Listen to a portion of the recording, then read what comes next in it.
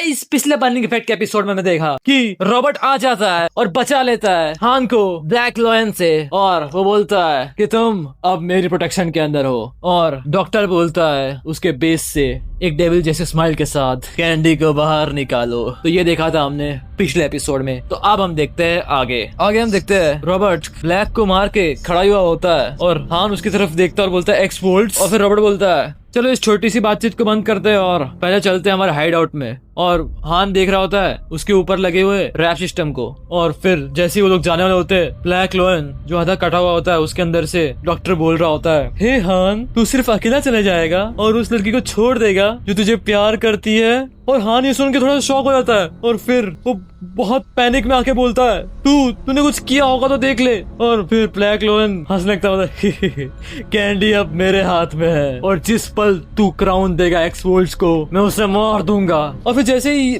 Black ये बोलता है रॉबर्ट उसका स्पीकर फोड़ देता है। और फिर रॉबर्ट बोलता है क्या तुम क्राउन दोगे? पर तब हान बोलता है पर कैंडी मेरी दोस्त है और ब्लैक लॉयन ने उसे बंदी बना के रखा है। और फिर रॉबर्ट बोलता है अच्छा तो ऐसा लग रहा है तू किसी मुश्किल में पड़ गया है, वैसे उससे मुझे क्या लेना देना। और फिर ये सुन के हान शॉक हो जाता है और रॉबर्ट बोलता है उसको वो क्राउन एक इम्पोर्टेंट चीज है, तू मेरे लिए बस एक बंदा है अंडरग्राउंड का और मेरे पॉइंट ऑफ व्यू से तू पार्ट है उस ऑर्गेनाइजेशन का जिसने मेरे दोस्त के पेरेंट्स को एक्सप्लॉइट किया और टॉर्चर किया कितने सालों से। अगर तू ये बोलेगा कि उसको चिगार लीड कर रहा था, पर ये भी तो सच है ना कि तू सिर्फ बैठे बैठे देख रहा था। हाँ ये बहुत बुरा होगा अगर मैं पूरा का पूरा क्राउन रिस्क में डाल दूं हेल्प करने के लिए तेरे ऐसे बंदे को। और ये सुन के हान अपने उन्हें बोलता है वो गलत नहीं है, मैं अपने आप को क्या समझ रहा था, मैं ये सोच रहा था कि सिर्फ एक बार एक अच्छी चीज करने से मैं एक अच्छा आदमी बन जाऊंगा, जबकि मैं पूरी तरह से एक विलन हूँ। और हम देखते एक बंदा आ रहा होता है रॉबर्ट के पास, पर रॉबर्ट को पता चल जाता है और फिर रॉबर्ट उसका अटैक रिफ्लेक्ट कर देता है और वो होता है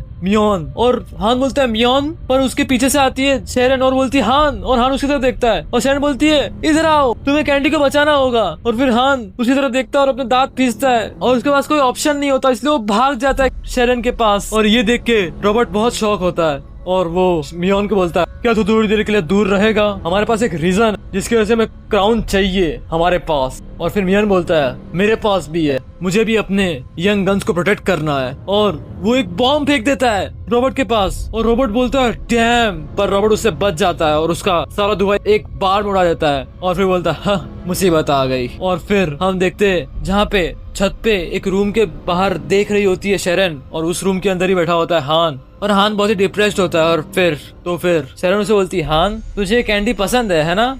और हान बोलता है मैं। शेरन उसे बोलती है हान तेरे पास एक अलग एक्सप्रेशन होता है जब तू उसके साथ रहता है। और हमको दिखाया जाता है जब हान कैंडी के साथ रहता है वो मजे ही कर रहा होता है। और फिर हान ये सुन के सोच में पड़ जाता है और पर शेरन आगे बोलती है पर ऐसा लगता है सिर्फ तुम दोनों को इसके बारे में नहीं पता है। ओ हान तुझे कन्फेस कर देना चाहिए अपना लव और एडमायरेशन। एक एडमायर करता है बर्नर को और एक जेलस है उससे, इसी डिफरेंस ने तुम्हारे बीच में मिसअंडरस्टैंडिंग लाई और इवेंचुअली ये सब हो गया। और ये बोल के फिर शेरन उठती है और बोलती है चलो उसे साथ में बचाते हैं और अपना हाथ आगे बढ़ाती है और बोलती है चाहे कुछ भी चल रहा हो हम सब दोस्त है ना? और फिर ये सुन के हान को हिम्मत आती है और वो अपना हाथ आगे बढ़ाता है और शेरन का हाथ पकड़ के उठ जाता है। और फिर वो लोग जैसे छत से बाहर जाते हैं स्माइल करते हुए उनकी स्माइल उड़ जाती है क्योंकि वो लोग जो देखते हैं वो देख के एकदम शॉक होता है। हान तो एकदम स्तब्ध हो गया होता है। वो देखते हैं आसमान में एक आधा ह्यूमन और आधा रोबोट उड़ रहा होता है और ये देख के मियोन भी शॉक होता है। और ये देख के रॉबर्ट बोलता है क्या है वो? और हम देखते हैं कैंडी का आधा चेहरा और उसके हाथ जिसकी कलाई अलग हो चुकी है और उसकी आधी आंख जो बाहर निकल चुकी है, पूरी तरह से उसमें खून निकल रहा होता है। हम देखते हैं उसका पूरा शरीर जो पूरी तरह से बिगाड़ दिया होता है उस हरामी डॉक्टर ने। और ये देख के शेरन एकदम शॉक होती है और उससे कुछ बोला नहीं जा रहा होता और कैंडी ऊपर से बोल रही होती है हान। और ये सुन के हान का पूरा क्रैश आउट हो जाता है और बहुत जोर से चिल्लाता है। वो ये सब देख रहा होता है काय अपने रेवोल्यूशनरीज के हेडक्वार्टर से और सब लोग देख रहे होते हैं, बर्नर, रॉय, काय, सब लोग। और वो ये देख के एकदम शॉक होते हैं और रॉबर्ट बोलता है काय को बॉस आप ये देख रहे हो है ना, अगर आप होते तो आप ये बोलते कि हमको उस बच्चे को बचाना चाहिए, पर आपको एक चॉइस लेनी पड़ेगी। एक आदमी जो आपके लिए इम्पोर्टेंट था एम और उसने आपको क्राउन दिया उसकी लाइफ रिस्क में डाल के, और एक बेनाम लड़का और लड़की जो है पार्ट ऑर्गेनाइजेशन अंडरग्राउंड के जिन्होंने मिस्टर पाउंड को टॉर्चर किया इतने सालों तक। मैं जानता हूँ ये एक दर्द भरा डिसीजन है तो आपके लिए, पर